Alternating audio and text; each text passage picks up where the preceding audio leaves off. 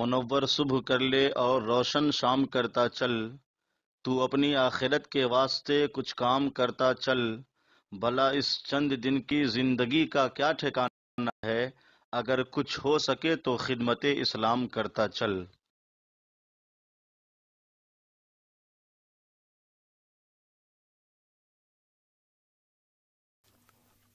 سورۃ البقرہ کے 30ویں رکوع کا آغاز ہے اور یہ دوسرے پارے کا 14واں رکوع ہے۔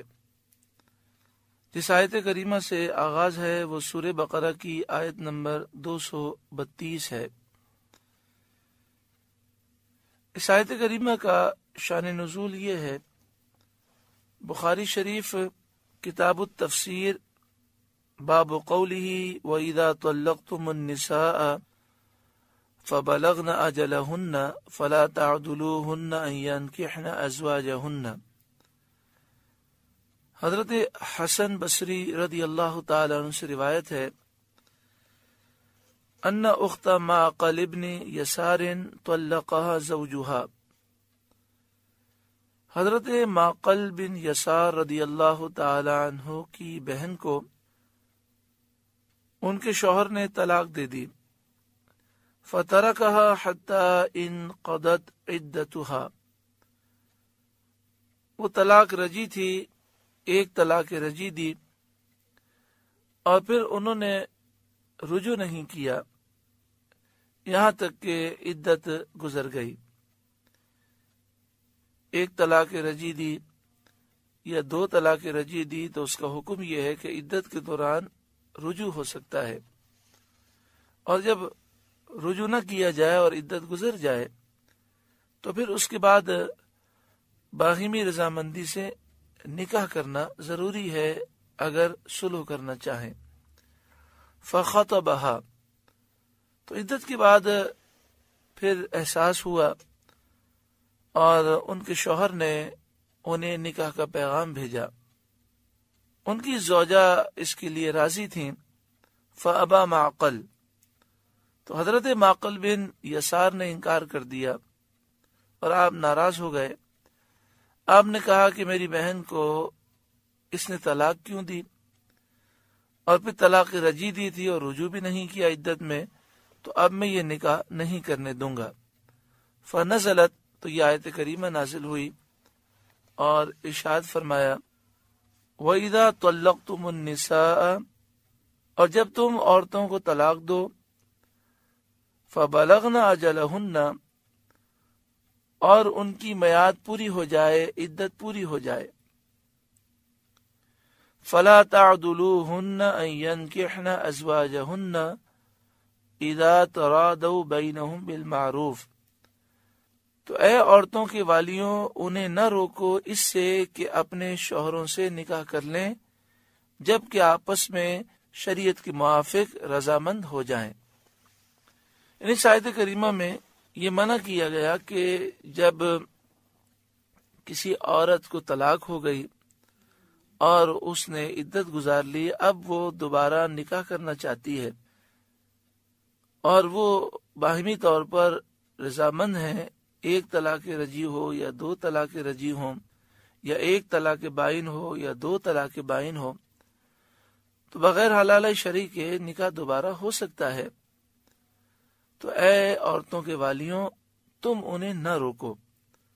جب یہ آیت کریمہ نازل ہوئی تو حضرت معقل بن یسار نے اپنے سر کو جھکا لیا اور کہا کہ میں اللہ کے حکم پر عمل کروں گا اور میں رکاوٹ نہیں بنوں گا۔ یہ اللہ والوں کی شان ہوتی ہے کہ جب ان کے سامنے قرآن کی آیتیں پڑھی جائیں اور جب انہیں مسئلہ بیان کیا جائے تو فوراً وہ جھک جاتے ہیں۔ تو یہ آیت کریمہ جیسے ہی نازل ہوئی، حضرت معقل بن یسار نے سنی، آپ نے فوراً اپنے معاملے سے رجوع کر لیا۔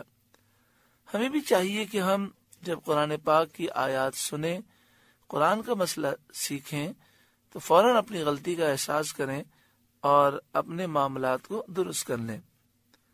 ذالک یوعظ بہ من کان منکم یؤمن باللہ والیوم الآخر، یہ نصیحت اسے دی جاتی ہے جو تم میں سے اللہ اور قیامت پر ایمان رکھتا ہے۔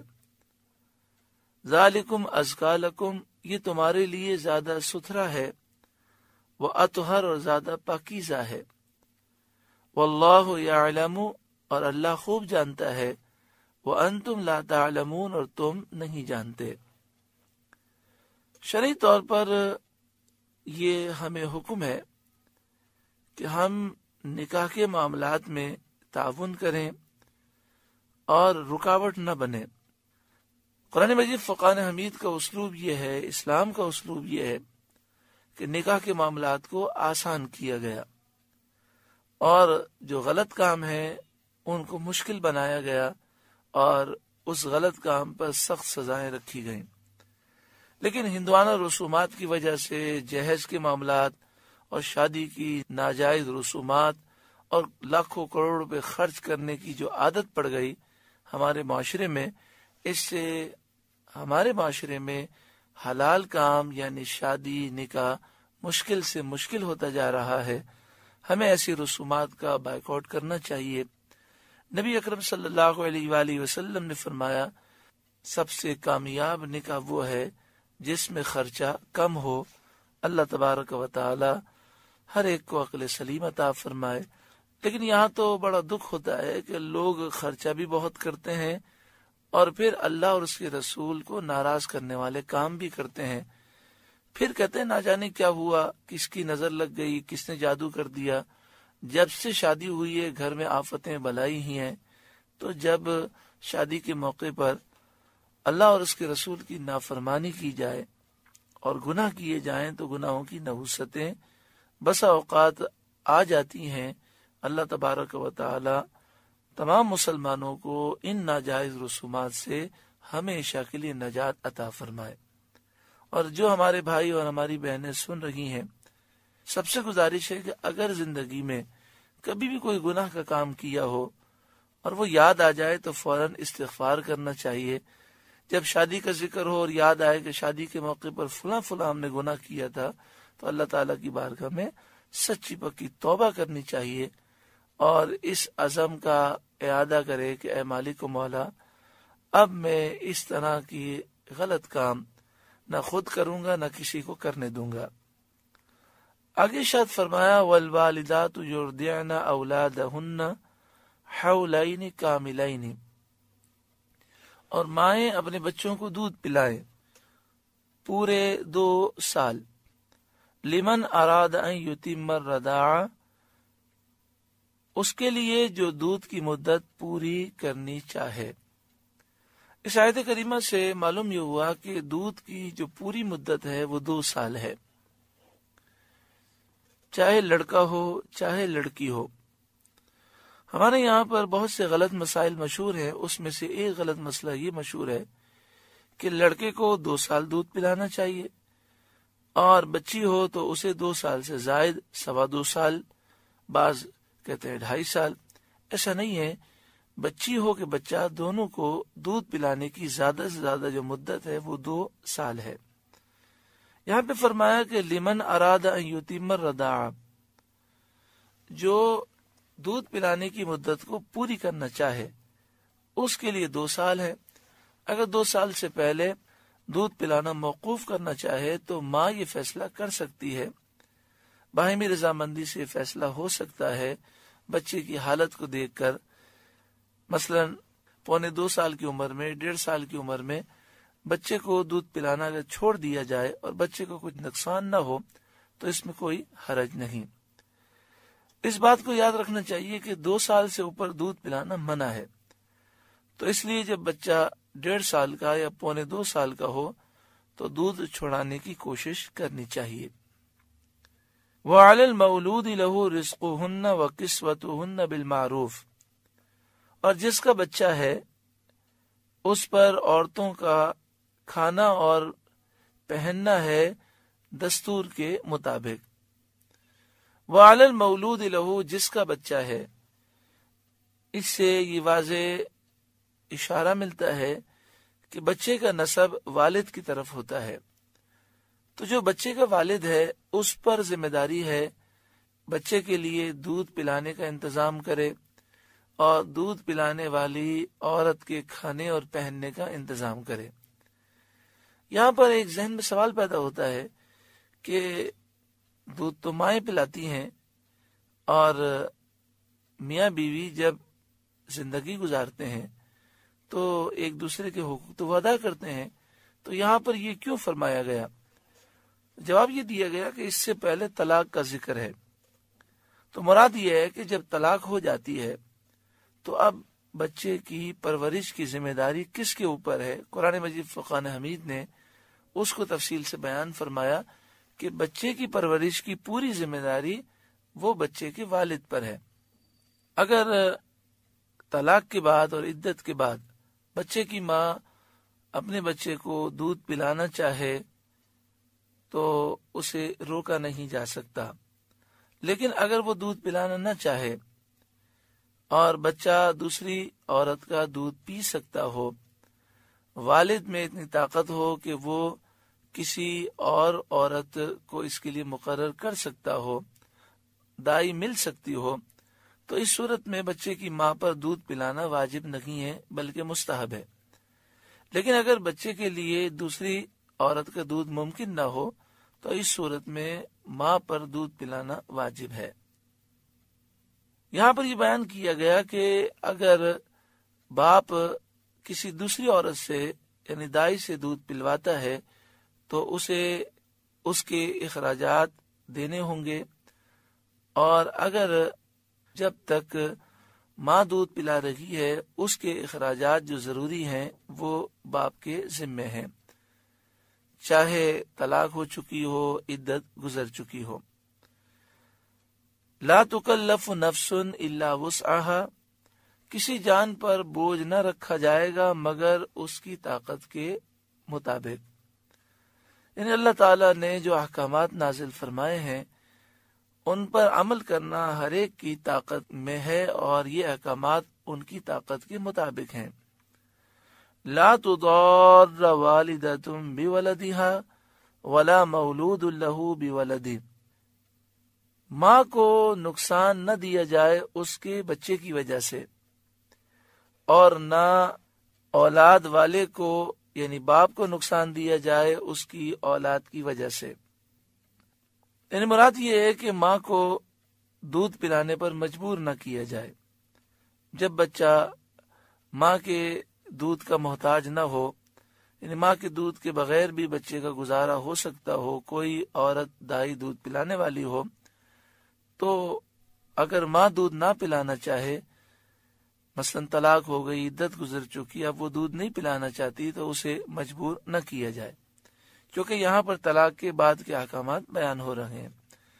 اور یہ جو فرمایا گیا کہ جو باپ ہے اس کو اولاد کی وجہ سے تکلیف نہ دی جائے، تو فرمایا زیادہ اجرت طلب کر کے اور اسے بہت سارے مطالبات کر کے، بلیک میل کر کے اسے تکلیف نہ دی جائے، کیونکہ بسا اوقات ایسا ہوتا ہے کہ باپ اپنے بچے سے بڑی محبت کرتا ہے، تو سامنے والا فریق یہ تصور کرتا ہے کہ یہ محبت سے مجبور ہے، تو جس طرح ہم مطالبات کریں گے وہ ماننے کے لیے تیار ہوگا۔ کبھی ماں اپنے بچے سے محبت کر رہی ہوتی ہے اور طلاق ہو چکی ہوتی ہے، عدت گزر چکی ہوتی ہے، تو اس کی محبت کو دیکھتے ہوئے اس کو ضرر دیا جاتا ہے اور اسے تنگ کیا جاتا ہے۔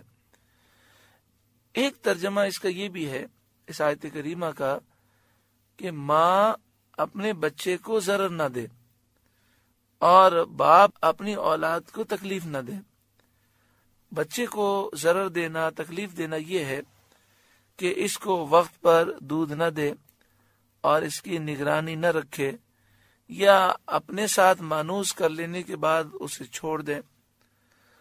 اور بچے کو باپ کی طرف سے ضرر دینا یہ ہے کہ مانوس بچے کو ماں سے چھین لے یا ماں کے حق میں کوتاہی کرے جس سے بچے کو نقصان پہنچے۔ وَعَلَى الْوَارِثِ مِثْلُ ذَلِكَ، اور جو باپ کا قائم مقام ہے اس پر بھی ایسا ہی واجب ہے، یعنی اگر بچے کے باپ کا انتقال ہو جائے تو جو اس کی جگہ قائم مقام ہے یعنی بچے کا دادا، اور اسی طرح بچے کے جو چچا ہیں، تایا ہیں، ان پر بھی اسی طرح کے حقوق ہیں، یعنی بچے کی پرورش کی ذمہ داری بچے کے ان رشتہ داروں پر ہے جو باپ کے قائم مقام ہیں۔ فَإِنْ أَرَادَا فِصَالًا عَنْ تَغَاضٍ مِّنْهُمَا وَتَشَاوُرٍ، تشاور مانے مشورہ اور ترادن مانے باہمی رضامندی۔ تو فرمایا کہ پھر اگر ماں باپ دونوں آپس کی رضا اور مشورے سے دودھ چھڑانا چاہیں، فلا جناح علیہما، تو ان پر کچھ گناہ نہیں، یعنی 2 سال سے پہلے دودھ چھڑانا چاہیں اور بچے کو کوئی نقصان پہنچنے کا اندیشہ نہ ہو تو پھر حرج نہیں۔ وَإِنْ أَرَدْتُمْ أَن تَسْتَرْضِعُوا أَوْلَادَكُمْ، اور اگر تم چاہو کہ دائیوں سے اپنے بچوں کو دودھ پلواؤ، فَلَا جُنَاحَ عَلَيْكُمْ، تو بھی تم پر کچھ حرج نہیں، اِذَا سَلَّمْتُمْ مَا آتَيْتُمْ بِالْمَعْرُوفِ، جبکہ جو دینا مقرر تھا بھلائی کے ساتھ انہیں ادا کر دو۔ یہ مسئلہ یاد رکھیں کہ اگر ماں دودھ پلانے پر راضی ہے تو باپ یہ زبردستی نہیں کر سکتا کہ میں دائی سے دودھ پلواؤں گا۔ واتقوا اللہ، اور اللہ سے ڈرتے رہو، واعلموا ان اللہ بما تعملون بصیر، اور جان رکھو کہ اللہ تمہارے کام دیکھ رہا ہے۔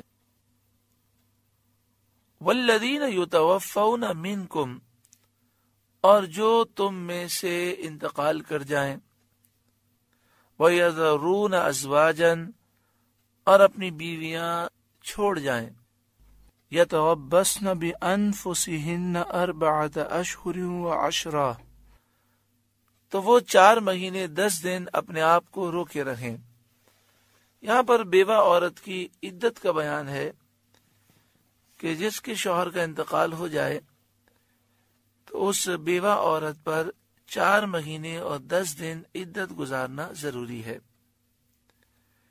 لیکن یہ مسئلہ یاد رہے کہ یہ اس خاتون کی عدت ہے کہ جو حاملہ نہ ہو۔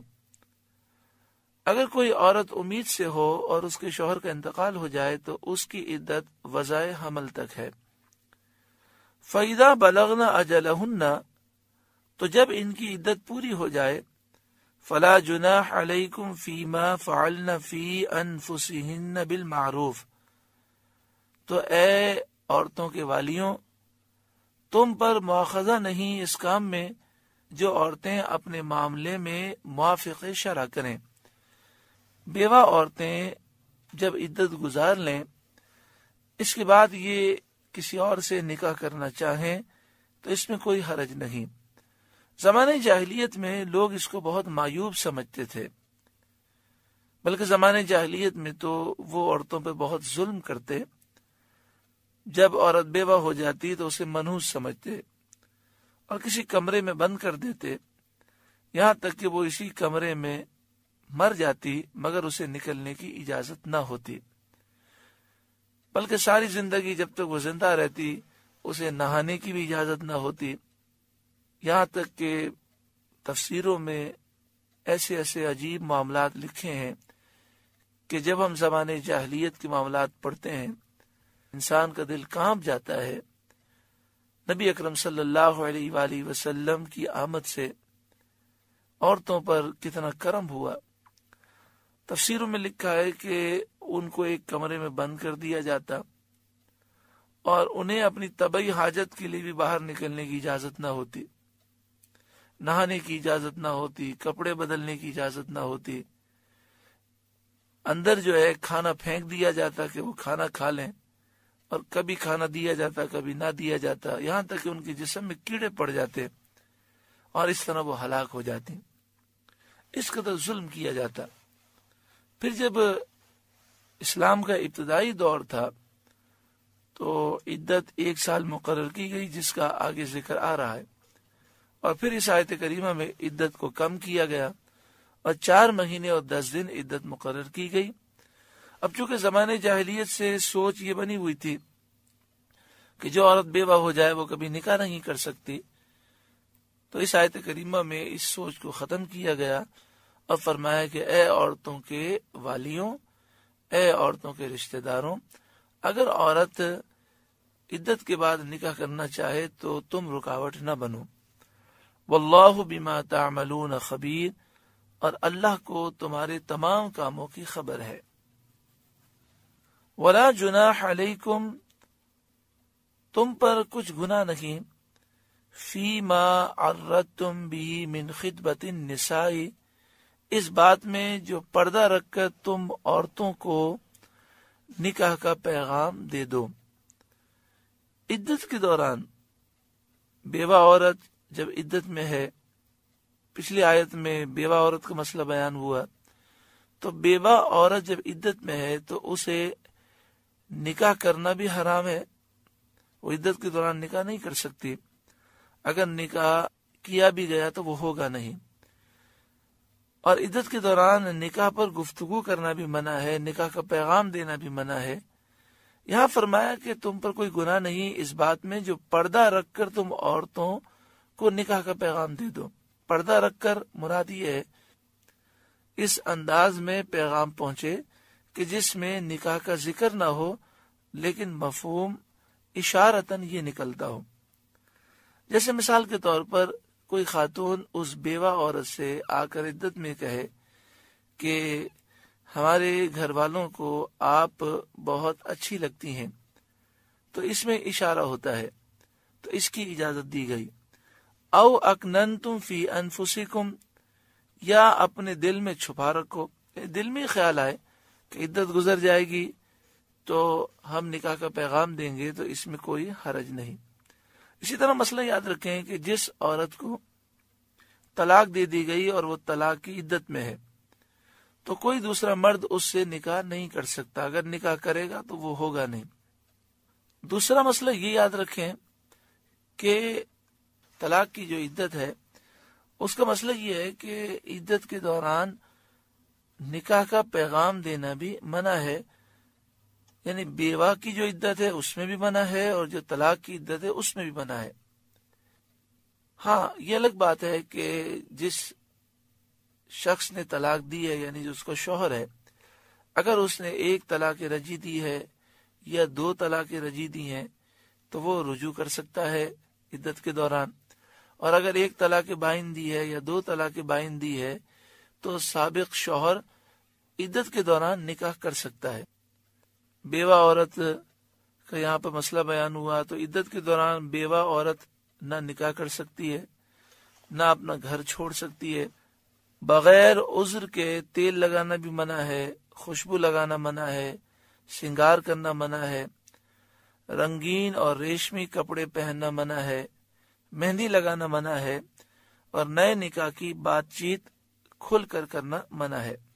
جو طلاق بائن کی عدت میں ہو اس کا بھی یہی حکم ہے۔ البتہ جو عورت طلاق رجعی کی عدت میں ہو اس کو زینت اور سنگار کرنا مستحب ہے۔ ولا جناح علیکم فیما عرضتم به من خطبۃ النساء، اور تم پر گناہ نہیں اس بات میں جو پردہ رکھ کر تم عورتوں کو نکاح کا پیغام دو۔ او اکننتم فی انفسکم، یا اپنے دل میں چھپا رکھو۔ آگے ارشاد فرمایا علم اللہ، اللہ جانتا ہے، انکم ستذکرونہن، کہ اب تم ان کی یاد کرو گے، ولیکن لا تواعدوہن سرا، ہاں ان سے خفیہ وعدہ نہ کر رکھو، الا ان تقولوا قولا معروفا، مگر یہ کہ اتنی بات کہو جو شریعت میں معروف ہے۔ ولا تعزموا عقدۃ النکاح، اور نکاح کی گرہ پکی نہ کرو، یعنی نکاح نہ کرو عدت میں، حتی یبلغ الکتاب اجلا، جب تک لکھا ہوا حکم اپنی میعاد کو نہ پہنچ لے، یعنی جب تک عدت پوری نہ ہو جائے تم ایسی خاتون سے نکاح نہ کرو۔ وَاعْلَمُوا، اور خوب جان لو، ان اللہ یعلم ما فی انفسکم، بے شک اللہ تعالی خوب جانتا ہے جو کچھ تمہارے دلوں میں ہے، فاحذروہ، تو اس سے ڈرو، وَاعْلَمُوا، اور خوب جان لو، ان اللہ غفور حلیم، کہ اللہ بخشنے والا حلم والا ہے۔ اس آیت کریمہ میں یہ بیان کیا گیا کہ اللہ تعالیٰ خوب جانتا ہے تو اس سے ڈرو۔ دعا کریں اللہ تعالیٰ ہمارے دل میں خوف عطا فرمائے۔ اور ہمارے دل کی اصلاح ہو جائے، ہمیں اپنی آخرت کی فکر پیدا ہو، ہمیں اندازہ ہی نہیں کہ ہم کتنی تیزی کے ساتھ موت کی طرف بڑھ رہے ہیں۔ اللہ اکبر۔ چند دن پہلے کہ ایک بھائی کے گلے میں سانس کی نالی میں بلغم چلا گیا اور اس کا انتقال ہو گیا۔ جمعرات کو ایک بھائی نے مجھے بتایا کہ میری بہن جس کی عمر 20 سال تھی، اتوار کے دن ہم نے ناشتہ کیا، ناشتے کے بعد اس کی طبیعت خراب ہو گئی، اس کے ہاتھ پاؤں مڑ گئے، ہم ڈاکٹر کے پاس لے گئے تو راستے میں اس کا انتقال ہو گیا۔ ڈاکٹروں نے کہا کہ اس کے دل نے کام کرنا چھوڑ دیا تھا اور وہ آہستہ کام کر رہا تھا، پھر آخر کار وہ بند ہو گیا، اس لیے اس کا انتقال ہو گیا۔ تو وہ یہ بات کر رہے تھے تو ایک اور بھائی آئے تو انہوں نے کہا کہ ایک ہماری رشتہ دار خاتون ہے، وہ اپنے 4 سال کے بچے کے لیے دوائی لے کر آئیں اور دوائی پلائی تو دوائی نے ری ایکشن کر دیا اور وہ بچہ نیلا پڑ گیا اور پھر اس کا انتقال ہو گیا۔ بچہ ہو، جوان ہو، بوڑھا ہو، ہم نہیں جانتے کہ ہم کتنا دن اب زندہ رہیں گے۔ ہمیں اللہ تعالی سے ڈرنا چاہیے، ہمیں آنسو بہانے چاہیے کہ ہم نے پوری زندگی گناہوں میں برباد کی، نہ جانے کتنے اللہ کے حقوق ہم نے ترک کیے، کتنے بندوں کے حقوق ترک کیے، نہ جانے کتنے مسلمانوں کے ہم نے دل توڑے، نہ جانے کتنی نمازیں قضا ہوئیں، اور جو نمازیں پڑھیں ان میں بھی خشوع و خضوع، توجہ۔ اللہ تعالی ہمیں معاف فرمائے۔ ہمیں رونا چاہیے، خوب دعائیں کرنی چاہیے، نہ جانے کون سی رات ہماری زندگی کی آخری رات ہو۔ اللہ تعالیٰ بخشنے والا ہے، جو اللہ کی بارگاہ میں توبہ کرتا ہے اللہ اس پہ کرم فرماتا ہے۔ وَاعْلَمُوا أَنَّ اللَّهَ غَفُورٌ حَلِيمٌ، خوب جان لو کہ اللہ بخشنے والا، حلم والا ہے۔ اللہ رب العالمین ہم سب کو عمل کی توفیق عطا فرمائے۔ سورہ بقرہ کا 30واں رکوع مکمل ہوا، اس میں جو نصیحتیں ہم نے سماعت کی اللہ عمل کی توفیق عطا فرمائے۔ پہلے بھی عرض کیا گیا کہ طلاق کے مسائل، نکاح کے مسائل، عدت کے مسائل، طلاق رجی، طلاق بائنہ، کن الفاظ سے طلاق رجی ہوتی ہے، کن الفاظ سے طلاق بائنہ ہوتی ہے، پھر عدت کے کیا مسائل ہیں، بچوں کی پرورش کے کیا مسائل ہیں، اس کے علاوہ زندگی کے تمام مسائل ہمیں سیکھنے چاہیے۔ اور اس کے لیے بہترین کتاب باہر شریعت ہے، جس کے 20 حصے ہیں، اور 20 حصوں میں عقائد کا بیان بھی ہے اور عبادات کا بیان بھی ہے، معاملات کا بھی بیان ہے، اور ماشاء اللہ تمام ضروری مسائل اس میں جمع کیے گئے ہیں۔